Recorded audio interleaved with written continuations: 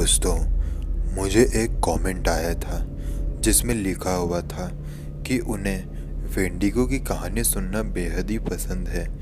इसलिए आज की वीडियो मैं वेंडिगो पर लेकर आया हूँ। वैसे तो मैंने वेंडिगो के ऊपर करीबन 10-11 वीडियोस बनाए हैं, लेकिन वेंडिगो की इतनी सारी घटना इस दुनिया में हुई है जिनको अगर मैं सुनाने बैठूँगा तो बहुत ही ज़्यादा टाइम लग जाएगा। तो ज़्यादा बड़ी बात ना करते हुए आज मैं आपको वेंडिगो की कहानी सुनाता हूँ। ये घटना है एक कैनेडियन सोल्जर की जिसका नाम जैकब है। जब उसके साथ ये घटना घटी थी तो तब वो सैनिक नहीं था। ये घटना उसके और उसके भाई जेब के साथ में घटी थी और उसने इस घटना में अपने भाई जेब को खो दिया था। अगर आप नहीं जानते कि आखिर ये वेंडिगो क्या होता है तो मैं आपको बता दूं कि ये वेंडिगो एक आदमखोर शैतान होता है जो कि ठंडी जगहों पर पाया जाता है। इसकी मान्यता ये है कि ये जितना ज़्यादा खाता है ये उतना ही ज़्यादा बड़ा होता जाता है। इसकी भूख कभी भी ख़त्म नहीं होती। इसकी हाइट करीबन 14 फीट के आसपास की होती है, मतलब 4.5 मीटर के आसपास की। इसे बच्चों को मांस खाना बेहद ही पसंद होता है। तो ये थी एक छोटी सी जानकारी इस वेंडिगो के बारे में।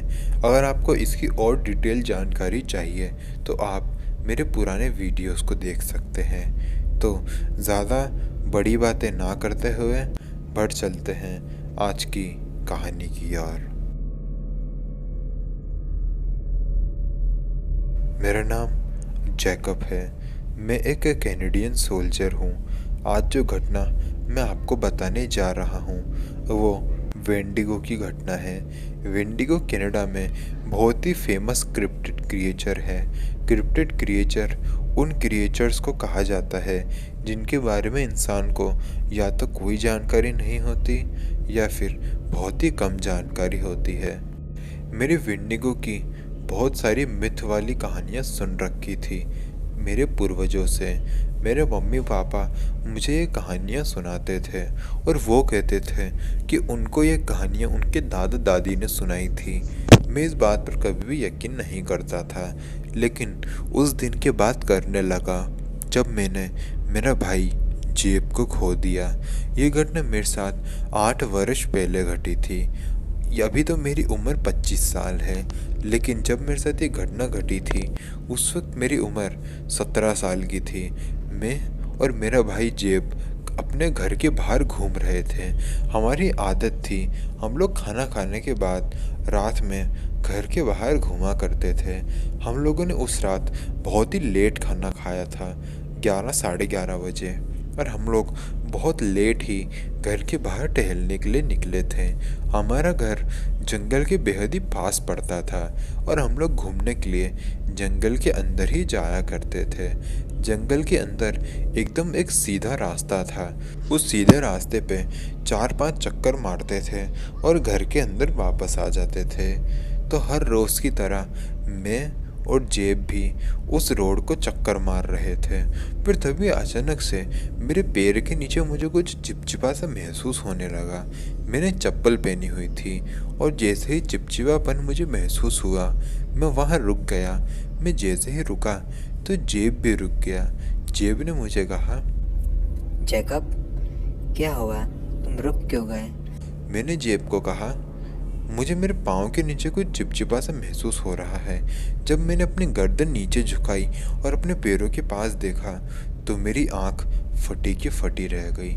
वहाँ पर बहुत सारा खून फैला हुआ था। जी हाँ, इतना सारा खून जिसको देखकर ऐसा लग रहा था कि मानो किसी ने अभी अभी यहाँ पर खून की होली खेली हो। और जब मैंने अपने आसपास का वातावरण देखा तो वो और भी ज़्यादा डरावना था। मेरे पूरे पाँव के नीचे खून ही खून था। घास पर, पेड़ पर, पेड़ों की पत्तियों पर, हर जगह खून ही खून था। मुझे एक बात समझ नहीं आई कि अगर ये खून पहले से था तो मैंने इस बात पर अब ध्यान क्यों दिया, पहले ध्यान क्यों नहीं दिया। लेकिन ये चीज़ जैसे ही मैंने देखी तो मैंने जेब को कहा, जेब पीछे हटो, हमें हमारे घर जाना चाहिए। क्योंकि मुझे लग रहा था कि ये शायद किन्हीं भेड़ियों के झुंड का काम होगा, क्योंकि इस जंगलों में कई बार भेड़िए के झुंड को भी देखा गया है।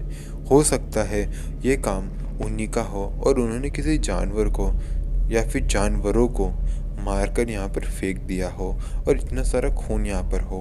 मैं और जेब घर की तरफ जा रहे थे, तभी हमें हमारे पीछे से एक आवाज़ सुनाई दी।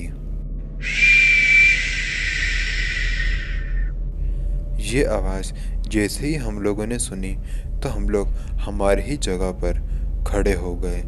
मैं और जेब उस तरफ देखने लगे जहाँ से ये आवाज़ आई थी। जेब मुझे कहने लगा, शायद हमें कोई बुलाने की कोशिश कर रहा है, हमें जाना चाहिए। मैंने जेब को रोकने की कोशिश करी और जेब उस आवाज़ के पीछे जंगल के अंदर चला गया। मैंने उसको कहा कि हो सकता है ये किसी की चाल हो, लेकिन जेब मेरी बात मानने को तैयार ही नहीं था। मेरा दिल बहुत दर्द हो रहा था और मैं उस जेब को रोकने की कोशिश कर रहा था कि जेब अंदर मत जाओ मत जाओ, लेकिन वो मेरी बात मान ही नहीं रहा था। और उसके बाद वो अनर्थ हुआ जिसे मैं आज तक याद करता हूँ। मैंने देखा कि जेब की बहुत ही दर्दनाक चीख मैंने सुनी। उस दर्दनाक चीख को सुनकर मैं उस तरफ भागते हुए गया जहाँ से मुझे वो चीख की आवाज़ आई थी।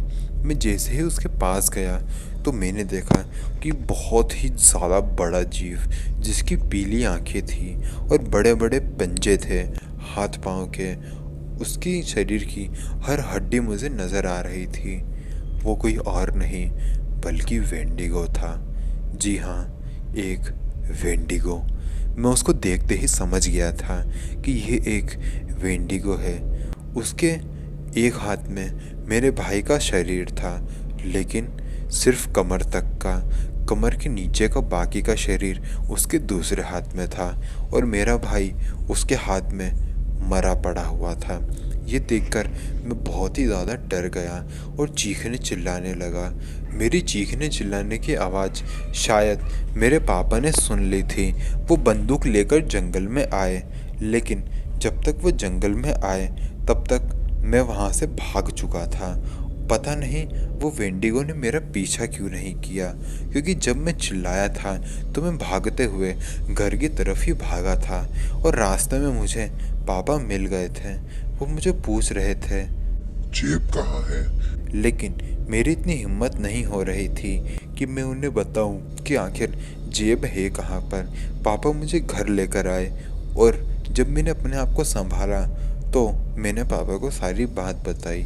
उसके बाद पूरे घर में मातम पसर गया। हमने वो घर भी छोड़ दिया जो जंगल के पास में था। हम लोग कहीं और जाकर सेटल हो गए और ये घटना मेरी ज़िंदगी की सबसे बुरी और दर्दनाक घटना बनकर सामने आई, जिसने मेरे भाई जेब को मुझसे छीन लिया। हम लोग बहुत अच्छे भाई तो थे ही, लेकिन मैं उसे भाई कम और अपने दोस्त ज़्यादा समझता था, क्योंकि मैं अपने ज़िंदगी की सारी चीज़ उसे बताया करता था। हम लोग जुड़वा भाई थे। कुछ साल बाद मैंने मिलिट्री ज्वाइन कर ली और एक कैनेडियन सोल्जर बन गया। तो दोस्तों, अगर आपको ये वीडियो अच्छी लगी तो वीडियो को लाइक करिएगा और कमेंट करके बताइएगा कि आपको अगली वीडियो किस टॉपिक पर चाहिए। अगर आपके साथ भी कोई सच्ची घटना घटी हो तो वो आप मुझे मेरे इंस्टाग्राम पर भेज सकते हैं, जिसका लिंक मैं आपको दे दूँगा नीचे डिस्क्रिप्शन बॉक्स में। तो मिलते हैं अगले वीडियो में। तब तक के लिए जय हिंद, जय भारत।